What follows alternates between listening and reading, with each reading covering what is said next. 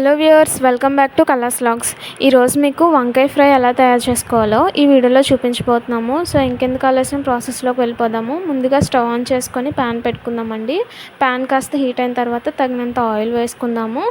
Oil బాగా కాగిన తర్వాత ఆవాలు, జీలకర్ర, అలాగే పచ్చిశనగపప్పు, మినప్పప్పు వేసి ఫ్రై చేసుకోవాలండి. అవి కాస్త వేగిన తర్వాత అల్లం ముక్కలు, అలాగే ఎండుమిర్చి, కరివేపాకు, వెల్లుల్లి వేసి వాటిని ఫ్రై చేసుకోవాలి.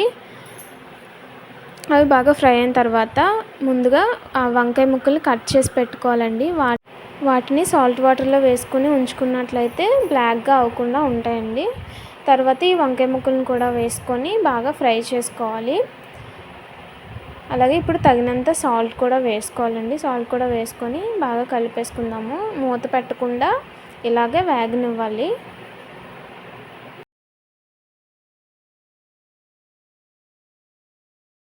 చూసారుగా, కాసేపటికి దాదాపు అయిపోవచ్చిందండి. ఇంకాస్త ఫ్రై అవనివ్వాలి.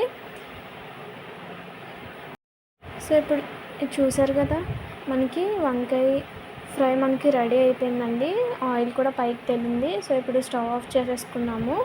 ఇప్పుడు సర్వింగ్ బౌల్లోకి షిఫ్ట్ చేసుకుందామండి. ఇప్పుడు సర్వింగ్ బౌల్లోకి షిఫ్ట్ చేసుకుని సర్వ్ చేసుకుంటే ఎంతో టేస్టీగా వంకాయ ఫ్రై అయితే రెడీ అయిపోయిందండి. వీడియో మీకు నచ్చినట్లయితే లైక్ చేయండి, షేర్ చేయండి, అలాగే మా ఛానల్ని సబ్స్క్రైబ్ చేసుకుని మర్చిపోకండి. Thank you friends, thank you for watching.